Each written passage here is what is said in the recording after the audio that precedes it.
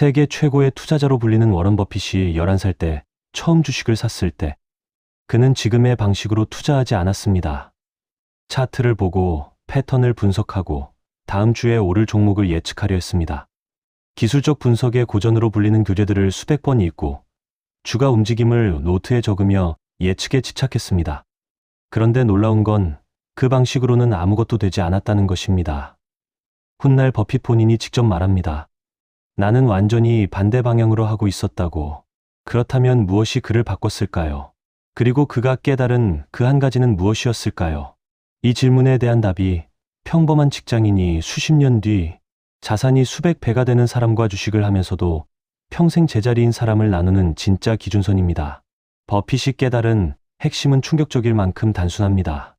주식은 내일 오를 무언가가 아니라 기업의 일부를 소유하는 것이라는 사실입니다. 이게 왜 충격적이냐고요? 대부분의 사람들이 주식을 살 때 그 기업이 어떤 사업을 하는지, 얼마나 돈을 잘 버는지, 앞으로 얼마나 성장할지에 대해서는 거의 관심이 없기 때문입니다. 대신 오늘 어떤 종목이 뜨거운지, 외국인이 얼마나 샀는지, 단기 급등 종목은 어디인지에만 집중합니다. 버핏은 바로 이 생각의 차이가 투자자와 도박꾼을 나눈다고 말합니다. 실제로 생각해 보십시오. 당신이 동네에 작은 치킨집을 차린다고 가정해 봅시다. 그 치킨집의 지분 10%를 사는데 1,000,000원을 썼다면 내일 갑자기 그 가게의 거래 가격이 내려간다고 해서 당황하겠습니까? 아닙니다. 오히려 그 가게가 매주 얼마나 팔리는지, 재료비는 잘 통계되고 있는지, 단골 손님이 늘고 있는지를 보겠지요. 버핏은 주식도 정확히 이 방식으로 바라보라고 말합니다. 가게를 산 것이지 숫자를 산 게 아니라는 것입니다. 여기서 많은 사람들이 놓치는 결정적인 포인트가 있습니다. 버핏은 주가가 내려갈 때 오히려 기분이 좋다고 합니다. 농부가 땅값이 싸질 때 더 많은 농지를 살 수 있어서 좋아하는 것처럼 좋은 기업의 주가가 떨어지면 더 많은 지분을 더 싸게 살 수 있기 때문입니다. 이 발상 자체가 일반 투자자들의 생각과 완전히 반대입니다. 보통 사람들은 주가가 오르면 사고 싶어 하고 내리면 팔고 싶어 합니다. 그러나 이것이 바로 대부분의 개인 투자자가 주식시장에서 돈을 잃는 가장 근본적인 이유입니다. 이걸 더 현실적인 예시로 설명해 보겠습니다. 당신이 평소에 즐겨가는 스타벅스가 있다고 합시다. 매일 아침 줄이 길고 점심시간에도 사람이 넘치고 직원들 표정도 밝습니다. 이 매장의 운영사가 상장 기업이라면 이건 그냥 소비자로서 지나칠 게 아닙니다. 버핏의 눈에는 이미 훌륭한 투자 후보입니다. 반대로 주가가 급등했다는 뉴스만 보고 아무것도 모르는 기업의 주식을 사는 건 메뉴도 안 보고 음식값만 비싸다는 이유로 식당에 투자하는 것과 같습니다. 버핏이 강조하는 또 하나의 핵심은 자신이 이해할 수 있는 영역 안에서만 투자하라는 것입니다. 그는 이것을 자신만의 경쟁 우위를 유지하는 게임이라고 표현합니다. 자신이 잘 아는 산업, 잘 이해하는 사업 모델에만 집중하고 화려하지만 자신이 이해하지 못하는 분야는 과감히 건너뛰는 것입니다. 이게 왜 중요하냐면 기업을 제대로 이해해야만 그 기업이 진짜 가치 있는지 판단할 수 있기 때문입니다. 남들이 다 산다는 이유로, 유튜브 알고리즘이 띄워줬다는 이유로 사는 주식은 투자가 아니라 그냥 운에 맡기는 복권입니다. 그렇다면 어떤 기업이 투자할 만한 기업일까요? 버핏의 기준을 들여다보면 몇 가지 공통된 패턴이 보입니다. 첫째로, 오랫동안 안정적으로 수익을 내는 기업입니다. 경기가 좋을 때도 나쁠 때도 꾸준히 사람들이 이용하는 사업, 즉 필수 소비재나 압도적인 브랜드 파워를 가진 기업이 여기에 해당합니다. 전쟁이 나도 사람들은 음료수를 마시고 불황이 와도 치약과 샴푸는 씁니다.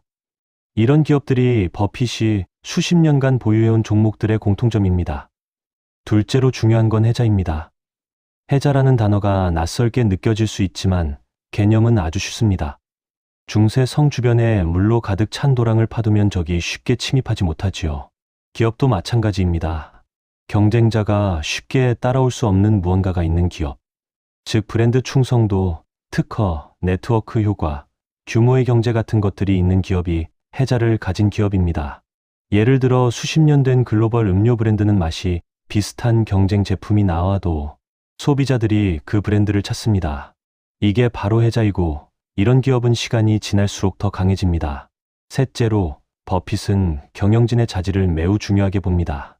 사업 모델이 아무리 훌륭해도 경영진이 주주들의 돈을 낭비하거나 회사 이익보다 자기 이익을 먼저 챙기는 구조라면 그 기업은 시간이 지나도 주주에게 이익을 돌려주지 못합니다. 버핏은 이를 두고 나는 경영자가 내 돈을 마치 자기 돈처럼 아끼는 기업에 투자한다고 말합니다. 임원들이 불필요한 사옥에 막대한 돈을 쓰거나 실적이 나쁜데도 자기 연봉을 올리는 기업은 아무리 사업 구조가 매력적어도 피해야 합니다. 그런데 여기서 많은 분들이 이런 생각을 합니다. 그래, 장기 투자가 맞는 말인데 나는 단기적으로도 돈이 필요한데 어떻게 하냐고요. 버핏의 대답은 명확합니다. 투자에 쓰는 돈은 당장 써야 할 돈이어서는 안 된다는 것입니다. 그는 항상 언제든 써도 될 여유 자금으로만 투자해왔습니다. 주가가 반 토막이 나도 내 일상에 지장이 없어야 패닉셀 없이 기다릴 수 있다는 것입니다. 이것이 장기 투자의 핵심 조건입니다. 생활비나 비상금을 주식에 넣는 순간 그 투자는 이미 심리적으로 실패한 투자입니다. 실제 통계를 보면 이게 얼마나 중요한지 알 수 있습니다. 미국 주식시장은 지난 100여 년간 전쟁, 대공황, 금융위기, 팬데믹 같은 초유의 사태를 수없이 겪었지만 장기적으로는 연평균 약 10% 내외의 수익률을 꾸준히 기록해왔습니다. 1,000만 원을 연평균 10%로 30년 투자하면 이론적으로는 약 1억 7천만 원이 넘습니다. 주식을 매일 사고 팔며 수수료와 세금을 내는 단기. 트레이더들의 평균 수익률이 이 숫자를 꾸준히 이기는 경우는 통계적으로 극히 드뭅니다. 아이러니하게도 아무것도 안 한 사람이 매일 열심히 한 사람보다 더 잘 번 경우가 역사적으로 훨씬 많습니다. 여기에 더해 버핏이 자주 강조하는 개념이 복리입니다. 복리는 너무 많이 들어서 진부하게 느껴질 수도 있지만 실제로 체감하면 인간의 직관을 완전히 뛰어넘는 수준의 이야기입니다.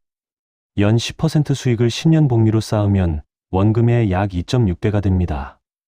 그런데 20년이면 약 6.7배, 30년이면 무려 17배가 넘습니다. 1억 원이 30년 뒤 17억 원이 됩니다. 이걸 가능하게 하는 건 대단한 기술이 아닙니다. 좋은 기업에 투자하고 팔지 않고 배당금을 재투자하고 기다리는 것입니다. 그리고 이 단순한 행동을 실제로 실천할 수 있는 사람이 극소수라는 것이 핵심입니다. 버핏이 수십 년간 특정 기업들의 주식을 팔지 않은 이유가 바로 여기 있습니다.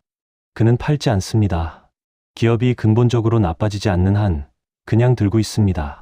주가가 반 토막이 나도 경제 위기가 와도 언론이 공포를 조장해도 그는 팝니다. 왜냐하면 자신이 보유한 건 숫자가 아니라 기업이고 그 기업이 여전히 좋은 사업을 하고 있다면 주가 하락은 아무 의미가 없기 때문입니다. 이 철학이 얼마나 강력한지 보여주는 사례가 있습니다.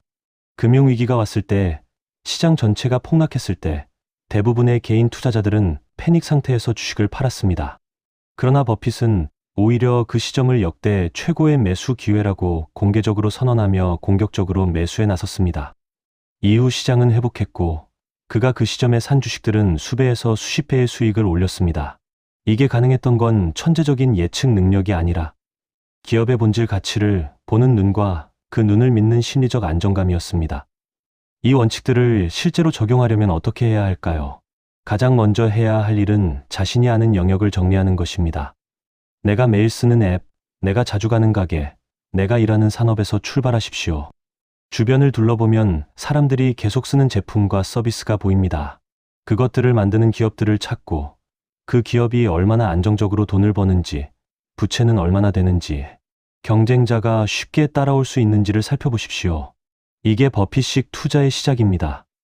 다음으로 분산 투자를 너무 과하게 하지 말라는 점도 중요합니다. 버핏은 자신이 확신하는 몇 가지 기업에 집중 투자하는 것을 선호합니다.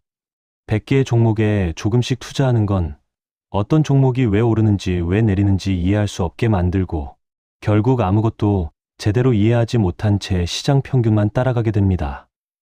물론 초보 투자자라면 지수 추종 펀드처럼 전체 시장에 분산되는 상품에 먼저 투자하는 것이 안전하고 현명한 출발점입니다.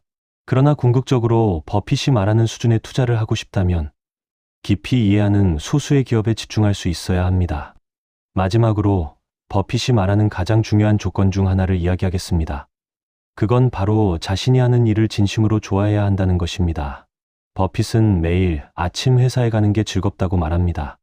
기업을 분석하고 경제의 흐름을 읽고 좋은 사업을 발견하는 과정 자체를 즐깁니다. 그는 130이 넘는 IQ가 아니라 올바른 사고방식과 깊은 관심이 성공의 비결이라고 말합니다.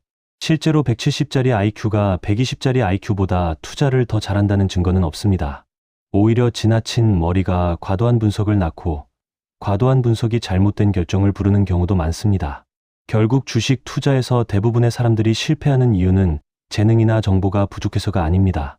주식을 기업이 아닌 숫자로 보고 장기가 아닌 단기로 접근하고 두려움과 탐욕에 따라 사고 팔기 때문입니다.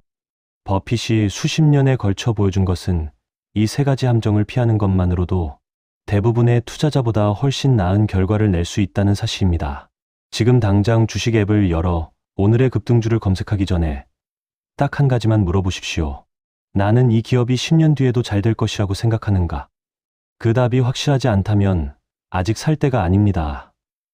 그 답이 확실하다면 주가가 내려가는 날이 오히려 당신에게 행운의 날입니다.